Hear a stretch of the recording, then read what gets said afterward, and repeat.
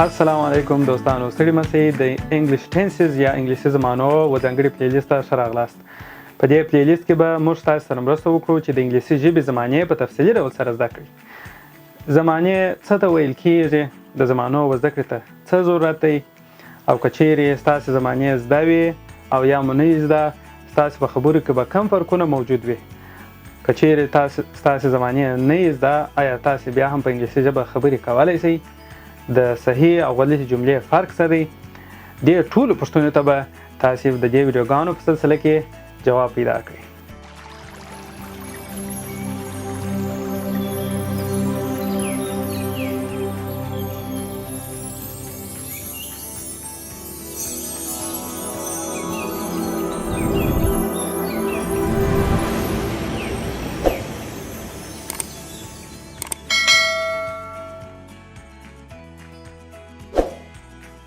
اولا خو کوم پریزنټیشنونه چې زه تاسو ته وړاندې کوم ټول په انګلیسي ژبه دي، او اراده مې هم دا وه چې دغه پریزنټیشنونه ټوله تاسو ته په انګلیسي ژبه تشریح کړم. خو کله چې ما په انټرنیټ کې وکتل، په انګلیسي ژبه دونه ډېر مواد موجود وه چې نو تر دې اضافه موادو ته ضرورت یې نه و چې زه هم راولاړ سم په انګلیسي ژبه باندې دا تشریحات درکړم. نو ځکه مې دا غوره وبلل چې په پښتو ژبه باندې دغه موضوعات تشریح کړم. یو علت یې دا و چې په انګلیسي ژبه ډېر مواد او ډېرې ویډیوګانې په انټرنیټ کې موجودې دي. بل علت یې دا دی چې انګلیش ټینسز یا انګلیسي زمانې په زموږ د کندهار په سنټرونو کې په نسبتا په کښته صنفونو کې تدریسېږي، داسې صنفونه چې زده کوونکي لا تر هغه وخته لا پر دې باندې برلاسي نه وي چې د انګلیسي ویډیوګانو څخه په صحیح ډول اخذ وکړي. نو ځکه مې دا غوره وبلل چې دغه سلسله په پښتو باندې تاسو ته تشریح کړم. تعریفونه د دې دپاره کوم تعریفونه چې دي په کتابو کې په لږ او ډېر توپیر سره بیخي ډېر تعریفونه وړاندې شوي دي، خو تاسو هیڅکله په تعریفونو پسې مه ځئ. مهمه دا ده چې تاسو په دې موضوع باندې په صحیح ډول سر خلاص کړئ او د دې اصولو څخه یې په صحیح ډول ګټه واخلئ او په خپلو خبرو کې مراعات کړئ. راځئ تاسو سکرین ته ګورئ د ټینسز زمانې کانټینټس، هغه مواد چې زه په دې پرزنټیشن کې تاسو ته وړاندې کوم انټروډکشن یا معرفت دی. کلاسیفیکیشن بیسډ اون ټایم فریم، د وخت پر اساس باندې د زمانو طبقه بندي، او د اسپیکټ یا اړخ پر اساس باندې د زمانو طبقه بندي، د خاصیت پر اساس باندې د زمانو طبقه بندي. بلاک ډیاګرام دا یو ډیاګرام دی، بیا زه تاسو ته تشریح کوم لیست اف رولز، او بالاخره ور داخلي رو هر زمانه په جلا جلا ډول تاسو ته موږ تشریح کوو. دا راځي انټروډکشن. په لغوي معنا سره کېدای شي تاسو ته یو پوښتنه پیدا شي چې د ټینس کلمه نو څه معنا لري. The word tense is derived from Latin word tempus. دغه ټینس کلمه چې ده د یو لاتیني کلمې ټیمپس څخه اخیستل شوې ده چې د ټایم یا وخت معنا لري. اوس نو په یو جمله کې تر ټولو مهمه برخه چې دی فعل دی. A verb indicates the time of an action, event or condition by changing its form. فعل راځي دغه شیان اکشن، state or property یا هم یو کنډیشن موږ ته تشریح کوي. تاسو پوهیږئ چې په جمله کې تر ټولو مهمه برخه د جملې هغه فعل دی چې موږ ته درې شیان راښیي په جمله کې: اکشن یا عمل، state یا حالت، property او یا هم ملکیت. اکشن، state او property دغه درې شیان موږ ته فعل راښیي، او داسې هیڅ جمله نشته چې په هغه کې فعل نه وي موجود. حتما به د فعل یو د فعل د شکلو څخه باید موجود وي. نو فعل په جمله کې تر ټولو مهمه برخه ده. که چیرې تاسو د زمانې پښتو کلمې ته وګورئ، ګوره په انګلیس کې هم داسې یو نوم ورته ټاکل شوی دی، په پښتو کې کومه معنا چې ورته ټاکل شوې ده دا ډېره ورته ده. ګوره ټینس یعنې زمانه، زمانه خپله ګورئ د زمان څخه اخیستل شوې ده چې د وخت معنا لري. نو په انګلیسي کې هم دغه د ټیمپس کلمه دا د ټایم معنا لري. دا خو لغوي معنا شوله. د وخت پر اساس باندې زمانه چې ویشل شوې ده پر درو کټګوریو یا درو لویو برخو باندې ویشل شوې ده چې په هره برخه کې بیا څلور زمانې دي. نو مکملې د انګلیسي زمانې به څو دانې سي؟ د انګلیسي زمانې ټولې کېږي 12 دانې. 12. We have 12 tenses in English language. په انګلیسي ژبه کې 12 زمانې شولې چې په تیر وخت کې پاست یا تیر وخت په دې کې هم څو زمانې کېږي. 4 زمانې په پاست کې سي، په پریزنټ کې به 4 زمانې سي، دلته به هم 4 زمانې سي، او فیوچر یا په راتلونکي کې به هم 4 زمانې سي. نو هرې کټګوري ته 4 زمانې ورسېدلې. دا خو د دې طبقه بندي شوله: پاست، پریزنټ او فیوچر. پاست یا ماضي یا تیر وخت، present معنا حال یا هم اوس، future آینده یا هم راتلونکی. کومه طریقه دا خو طبقه بندي ده، تر اوسه لا د زمانو او هغه اصلي بحث ته موږ تر اوسه نه یو داخل سوي. دغه طبقه بندي چې زه تاسو ته درښیم که چیرې تاسو یې په دغه طریقه سره مراعات کړئ لکه کوم طریقه چې زه تاسو درښیم په دې طریقه زده کړئ نو انشاءالله دا مو هیڅ وخت نه هېرېږي. راځئ د پاس څخه شروع کړئ. درې زمانې چې دي په هره کټګوري کې درې سمپل زمانې دي. نو تاسو اوس ګورئ په خپله نوم راته ویلی سئ سمپل پاست. د ټنس کلمه د ټولو سره ده سمپل پاست. او که په دومه کټګوري کې به دا چې سي شاباس سمپل پریزنټ، سمپل پریزنټ، سمپل پریزنټ. او په دریمه کټګوري کې به سمپل فیوچر. نو اول ځای چې دی په دا هر کټګوري کې دا د سمپل زمانه درې سمپل زمانه اسوله. سمپل پاست ټنس ساده تیر زمانه، سمپل پریزنټ ټنس ساده حال زمانه، او سمپل فیوچر ټنس ساده راتلونکي زمانه. دوم ځای چې دی ګوري د جاری زمانو دی. په درو سره کټګوري کې دوهم ځای د جاری زمانو دی. نو تیر جاری ګوره څنګه نوم ورته جوړوي تاسو پاست کنټینیوس، پاست کنټینیوس ټنس، پاست کنټینیوس ټنس. او په دومه کټګوري کې دا د ټنس کلمه زه نه ورسره لیکم د لنډیز په خاطر باندې. په دوهمه کټګوري کې په پریزنټ کې به دا به څه شي ډېر ښه دا به پریزنټ کنټینیوس سي، پریزنټ کنټینیوس. او په پسې کټګوري کې به دا څه شي فیوچر کنټینیوس، فیوچر کنټینیوس. نو دوهم ځای چې دی دا د جاری زمانو لپاره دی پاست کنټینیوس ټنس، پریزنټ کنټینیوس او فیوچر کنټینیوس. دریم ځای چې د زمانو په تخوبندي کې دی دا د پرفیکټ ټنس لپاره دی، پرفیکټ ټنس. اوس نو پرفیکټ زمانه هم لکه د نور زمانه درې پرفیکټ زمانه اسوله. صحیح دی. نو اول به چې سي راته وایست پاست پرفیکټ ټنس، پاست پرفیکټ. دوم ځای په دوهمه کټګوري کې دریم ځای به چې سي ډېر ښه پریزنټ پرفیکټ، د پریزنټ پرفیکټ. او په بله کټګوري کې به چې سي ډېر ښه دا به فیوچر پرفیکټ، فیوچر پرفیکټ.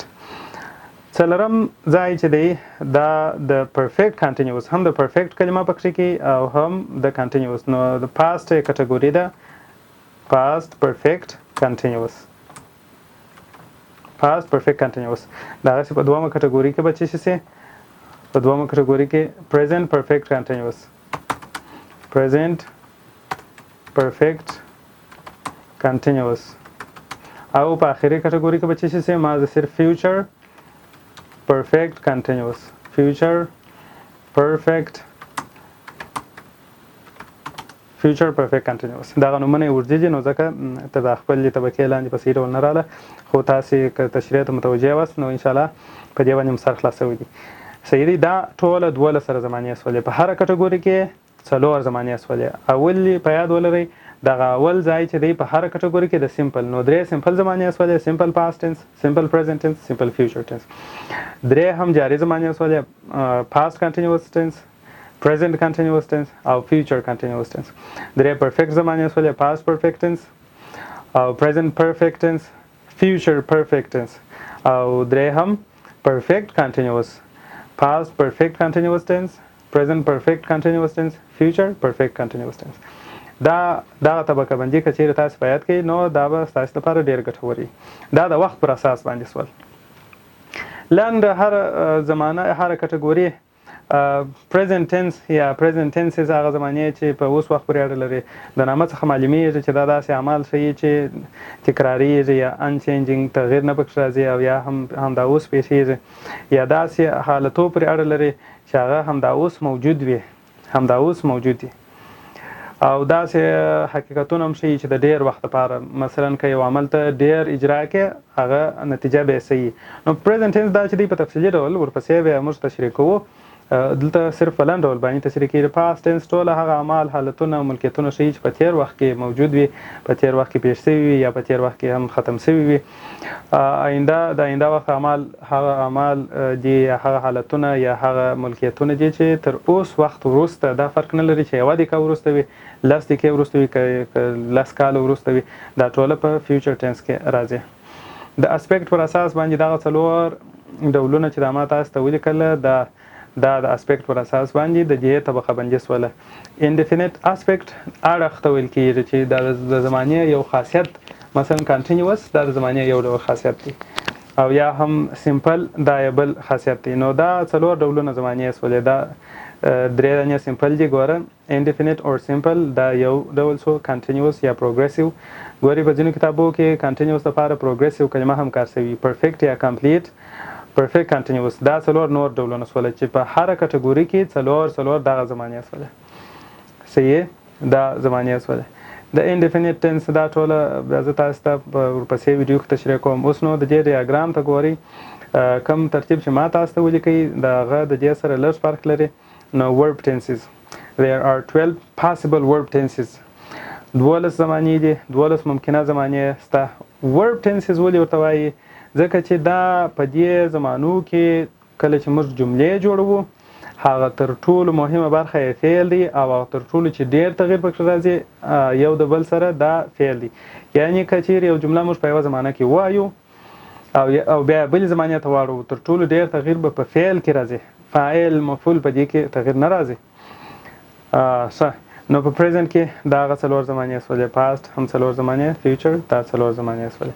دا د وخت پر اساس باندې د زمانو طبقه بندي سوله. وروسته چې بیا په زمانو باندې موږ پیل کوو، لومړی زمانه به موږ سمپل پریزنټ ټنس تشریح کوو، ځکه دا تر ټولو مهمه زمانه ده او تر ټولو ډیره تشریح کیږي. نو کومې زه درازم تاسو ته ځینې جملې لیکم چې کوم ممکنه حالتونه زمانې اخیستلی سي. ګورئ تاسو به د دې د مخه چې زمانې په عملي ډول زده کړئ، حتما به مو داسې جملې لیدلي چې هغه په یو زمانه پورې مربوط وي.